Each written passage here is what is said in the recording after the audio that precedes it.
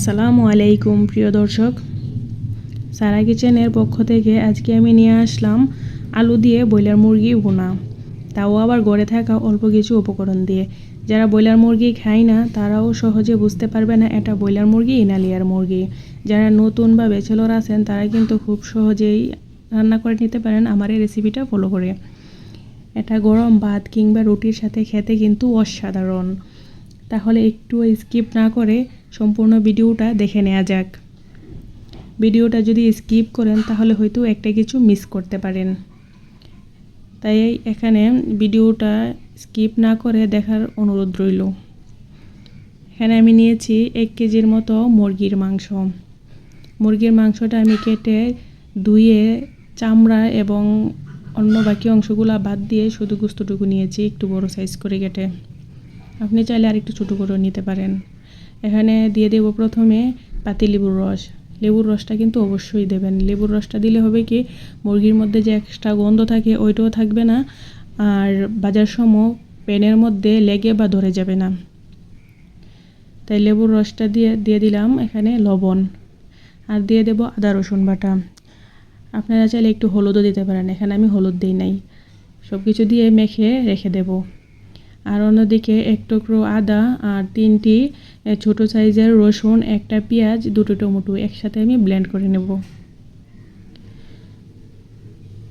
অল্প একটু পানি দিয়ে দেব, দিয়ে ব্লেন্ড করে নেব।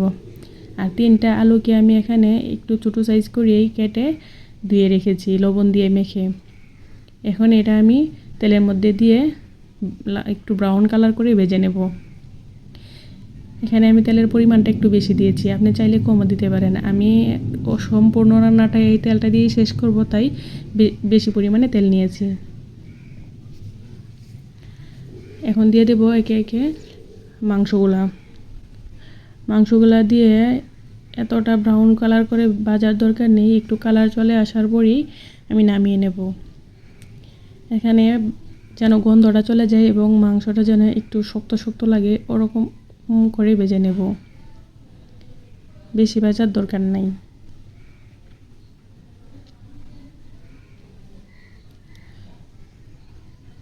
এই যে দেখতেই পাচ্ছেন, এ পর্যায়ে আমি প্যান থেকে উঠিয়ে নেব। একে একে সবগুলো মাংসকে আমি এরকম করে ভেজে নেব।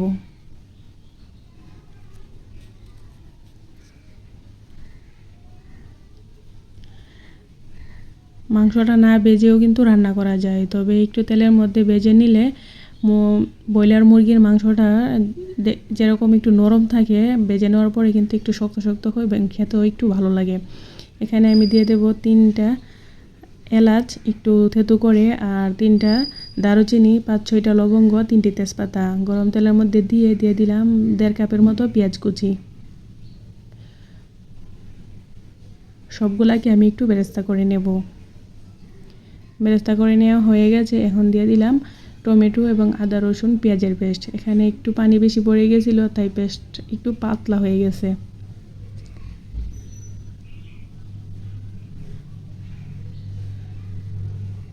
দিয়ে হালকা একটু ভেজে নেওয়ার পর দিয়ে দিলাম 1 চা চামচ উঁচু উঁচু করে মরিচ গুঁড়া, দিয়ে দিলাম আরও 1 চা চামচ।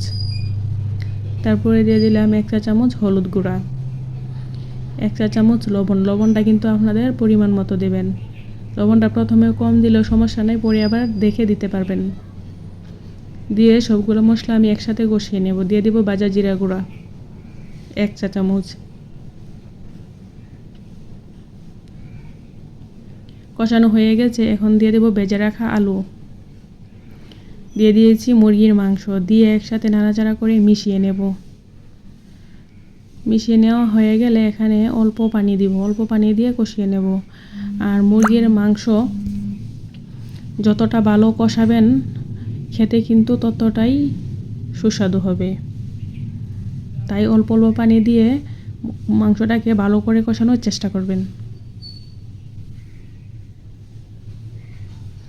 এখন গ্রেভিটা যখন এরকম আঠালো হয়ে যাবে আর তেলটা উপরে উঠে যাবে, এরপর যে আমার কষানোটা শেষ হয়ে গেছে।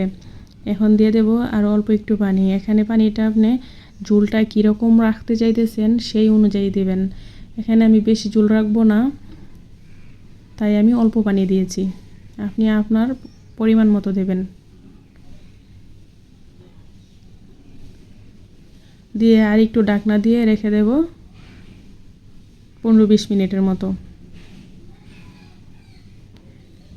চুলার আঁচটা কিন্তু কমিয়ে দিবেন।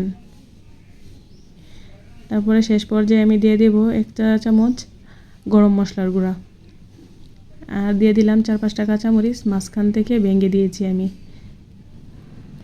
দেখুন আমার গ্রেভিটা কীরকম আঠালো হয়েছে।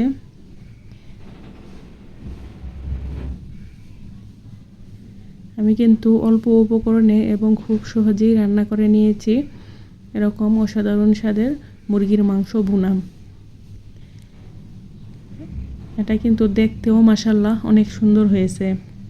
তাই আপনারাও সহজে তৈরি করে নিতে পারেন অল্প কিছু উপকরণ দিয়ে। এটাতে বাড়তি কোনো ঝামেলা নেই। ভিডিওটা যদি ভালো লাগে থাকে তাহলে লাইক, কমেন্ট এবং সাবস্ক্রাইব করে দেবেন। আর আপনিও একবার রান্না করার পরে আমাকে জানাবেন।